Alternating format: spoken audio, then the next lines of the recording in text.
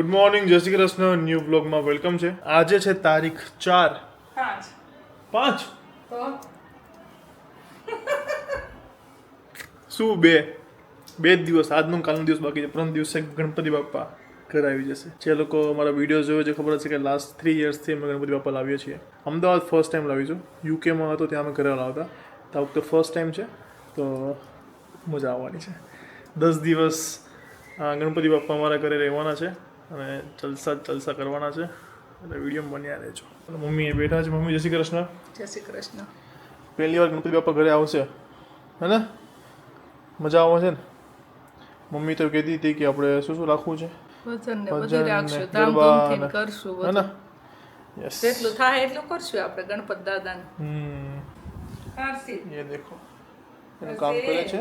Okay, તો ચાલો આજના બ્લોગમાં બન્યા રહ્યો. આજે થોડું હેર કટિંગ માટે બી જવું છે અને પછી થોડી તૈયારી બી કરવાની છે. 4 વાગી ગયા છે સાંજના અને મારે જમવાનું બાકી છે હજુ. જુઓ, કામમાં હતો તો જસ્ટ જમવા આવ્યો છું. મમ્મીએ બનાવ્યું છે ગુવાર બટેકાનું શાક, રોટલી, સંભારો અને પપ્પા અહીંયા બેઠા છે. બોલો બોલો, અમે જઈએ છીએ થોડીક વસ્તુ લેવા. શેની વસ્તુ લેવા જાવ છો? અમારી ઘરે ગણપતિ બાપા આવવાના છે.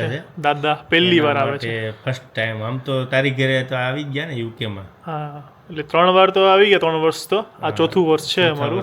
અહીંયા પણ અમદાવાદમાં પહેલી વાર લાવીએ છીએ. એટલે અમે બધી વસ્તુ લેવા જઈએ, સ્થાપનની ને શણગારની બધું કાલે લાવશું, ડેકોરેશન. Yes, okay. તો મમ્મી પપ્પા જાય છે ત્યાં લેવા. હું જમવા બેસું છું વિથ મિસ્ટર બીન. મિસ્ટર બીન જોઈશે એમાં. ચાલો, તો તમે લોકો બન્યા રહ્યો બ્લોગમાં. હવે એક વાત કેવી છે કે મેં પહેલાં જે બ્લોગમાં કીધું હતું પેપીની એપ્લિકેશનનું, કે જો તમે કેનેડા, યુકે કે યુરોપમાં રહેતા હો અને ઇન્ડિયા મની ટ્રાન્સફર કરવા હોય તો પેપેની એપ્લિકેશનનું, તો એમાં અમુકના મને મેસેજ એવા હતા કે ફ્રોડ છે કે પછી ખોટું છે, આટલું સારો બેનિફિટ કોઈ દિવસ આપે જ નહીં. તો તમને પ્રૂફ દેખાડું કે પેપેની કઈ રીતે આટલું બધું બેનિફિટ આપે છે. જુઓ, સૌથી પહેલાં તો કે હું પેપેની છે ને છેલ્લા 3 વર્ષથી યુઝ કરું છું. તો મારા જે મેં ઘરે ટ્રાન્સફર કર્યા હોય ને દેખાડું. જુઓ, આ બધા મારા છેલ્લા 3 વર્ષના ટ્રાન્સફર છે. નહીં પૂરા થાય, કારણ કે ઓલવેઝ મેં પેની એપ્લિકેશન જ યુઝ કરી છે. પહેલાં હું બીજી બધી કરતો, પણ બીજી બધામાં કેવું કે તમે લોકો યુઝ કરીએ છે, જે લોકો યુકે, યુરોપ ને કેનેડા રહેતા હશે ને, ઇન્ડિયા પૈસા મોકલતા હશે, તો બીજી કોઈ પણ એપ્લિકેશન યુઝ કરતા હશે ને એમાં ટ્રાન્સફર રેટ એ લોકો છે ને 3-4 પાઉન્ડ, એટલે કે 300-400 રૂપિયા તો લગાવી જ દે. બીજું કે જે કરન્સી જે રેટ હોય ને, કે ગૂગલમાં 105 કે 110 ચાલતો હોય તેના કરતાં 1-2 રૂપિયા ઓછો જ આપે. પણ જે પેની એપ્લિકેશન છે ને, એના મેઇન 2 બેનિફિટ જ જોરદાર છે કે તમે ગમે તેટલી વાર ટ્રાન્સફર કરશો, એક પણ વાર તમારી પાસે 1 રૂપિયો પણ ટ્રાન્સફરના નામે ચાર્જિસ નહીં લે. 0 ટ્રાન્સફર. અને બીજી વસ્તુ કે જે બીજી બધી આખા ગામની જે એપ્લિકેશનો છે મની ટ્રાન્સફરની, એ લોકો કરતાં 1 થી 1.5 રૂપિયો ગેરંટી તમને પેનીમાં કરન્સી રેટ વધારે જોવા મળશે. હવે ગામની એપ્લિકેશન કરતાં તો વધારે જ આપશે, પણ ગૂગલ કરતાં પેની વધારે આપે છે. વિશ્વાસ નથી થતો? જુઓ, દેખાડું તમને. આપણે ગૂગલમાં ગયા, આ જુઓ, GBP ટુ INR મેં લખ્યું છે અત્યારે. આ યુકેનો અત્યારે રેટ ચાલે છે 110 રૂપિયા અને 68 પૈસા લાઈવ છે. ટાઈમ જોઈ લો. હવે તમને પેની એપ્લિકેશનનો દેખાડું.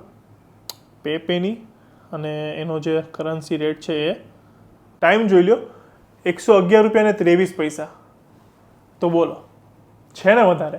વિચારો, ગૂગલ કરતાં પણ વધારે આપે છે. તો જે કહેતા હતા કે આવું કોઈ બની જ ના શકે, તો તમને મેં લાઈવ દેખાડી દીધું છે, તો રાહ શું જોવાની યાર. અને મારા સ્પેશિયલ મારા વિડીયોના જે લોકો જોવે છે એ લોકો માટે એક સ્પેશિયલ મેં અરેન્જમેન્ટ કરેલું છે કે મારો આ કોડ છે પેની જે ડાઉનલોડ કરો ત્યારે મારા કોડ યુઝ કરશો ને, તો જો યુકેમાં હશો તો તમને 10 પાઉન્ડ, અને બીજી કોઈ કન્ટ્રીમાં કે ઇન્ડિયા કે યુરોપ કે કેનેડા ત્યાં હશો તો 10 પાઉન્ડના હિસાબે, ઇન્ડિયા હશો તો 1000, બાકી કેનેડા અને યુરોપવાળા ગણી લ્યો, એટલા રૂપિયા તમને એમને મળી જશે.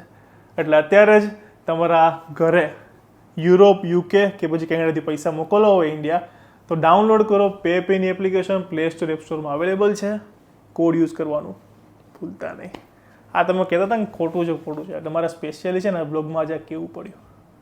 તમારા ફાયદા માટે જ હું યુઝ કરું છું, તમે યુઝ કરો. તમ તો ખાર પૈસા મોકલો. અને સાંજે ડિનરમાં મમ્મીને આજે છુટ્ટી છે, રજા. રોટલી કરી હો. હે? તો થોડી રજા, અડધી રજા. બસ રોટલી બનાવી પાપડ શેક્યા આજે હાફ ડે હતો મમ્મીનો. ક્યારેક રજા આપવી જોઈએ, શું કેવું? તમે લોકો બી ક્યારેય કિચનમાં જે વર્ક કરતા હોય ને રજા આપજો નહીં. શું ડિનરમાં છે? મંચુરિયન અને પનીર ભુરજી. એ જો ડીશ રેડી થઈ ગઈ. કાંદા વાંદા જો બધા પ્રોપર. લાવ રોટલી. અને કાલે ડેકોરેશન કરવાનું છે. ગણપતિ દાદા આવવાના છે. તો વાગ્યા છે 10:30 અને ઘરમાં સાવ એકલો છું. મમ્મી પપ્પા એગ્લેટીને ત્યાં બેસવા ગયા છે. હર્ષલ ગયો છે એના ફ્રેન્ડ્સ સાથે અને હું થોડું કામ હતું એટલે હું અત્યારે એકલો બેઠો છું. તો ચલો કમેન્ટ્સ વાંચી લઈએ અત્યારે. જલ્પા પટેલ 2121 જલ્પા પટેલ જય શ્રી કૃષ્ણ. અંકલના સુવિચાર વગર બ્લોગ અધૂરો લાગે છે અને સુવિચાર એકદમ સમજવા જેવા હોય છે. Thank you so much. બીજી કમેન્ટ છે સુરેખા ચૌહાણ 1159 નાઇસ બ્લોગ જય Shri Krishna. Thank you so much. Mayursinh Chauhan 9009 બ્લોગનો ટાઈમ વધારે બહુ ટૂંકા હોય છે અને મને તમારા ઘરની સીધી વાગી જોવાની ઓકે ખબર ના પડી શું લખ્યું છે તમે, પણ મજા આવે છે. રેસીપી તો દીપભાઈ યુટ્યુબમાં બહુ જોવા મળે, તે પણ મને તમારી ફેમિલીની દિનચર્યા જોવાની મજા આવે છે, ખાસ તમે દીપભાઈ. ઓકે યા સમજી ગયો. મયુરસિંહ ચૌહાણ બ્લોગ ટૂંકા હોય છે એ તો ક્યારેક ટાઈમના અભાવના કારણે ક્યારેક આવી જશે, પણ બાકી અમારો બ્લોગ 10 થી 15 મિનિટથી વધારે તો હોય જ છે. થેન્ક યુ સો મચ કે તમને અમારી દિનચર્યા જોવાની પણ મજા આવે છે, બહુ સારી વસ્તુ છે. તો thank you so much for your comment. અને હજી એક કમેન્ટ આપણે છેલ્લી વાંચી રહ્યા છે, extra comment. Deepti Patel 6542 aunty મુખવાસ મસ્ત બનાવ્યો ને સાથે મકાઈનો ચેવડો yummy. Thank you so much. અને મકાઈના ચેવડાને તો મમ્મીએ આખો એક વ્લોગ એનો બનાવી નાખ્યો છે રસોઈ ચેનલમાં, તો એ એડિટિંગ હજી હું કરવા બેસીશ કે એને કેવો બનાવ્યો છે મને ખુદને ખ્યાલ નથી. હું ઘરે જ નહોતો, એને જાતે જ એના ફોનમાં શૂટ કરી લીધું છે અને જાતે જ બધું કર્યું છે, કોઈની હેલ્પ પણ નથી લીધી. એટલે મારે હવે જોવું પડશે કે એને કેવી રીતે શૂટ કર્યો છે, પણ હું ટ્રાય કરીશ મેક્સિમમ કે એને યુટ્યુબ પર છે ને હું એને પોસ્ટ કરું જ. તો કારણ કે મમ્મી એક એ રીતે બનાવ્યો હશે એટલા માટે, પછી ભલે ગમે તેટલો પેલો સરખો ના હોય કે એંગલ સારા ના હોય તો પણ વાંધો નહીં. અને તમે લોકો એ બ્લોગ તો ખાસ જોશો. પરમ દિવસે છે આપણે ગણેશ ચતુર્થી, તો કાલે અમે બધું ડેકોરેશન કરવાના છીએ અને બધાને ઘરે પણ આવશે.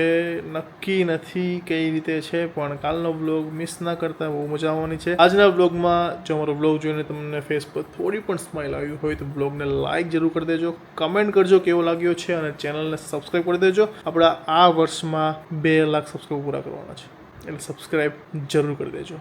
મળીએ કાલે એક મસ્ત મજાના બ્લોગ સાથે. ત્યાં સુધી ખુશ રહેજો, ખુશ રહેવા દેજો. જય શ્રી કૃષ્ણ. બાકી દેખાય છે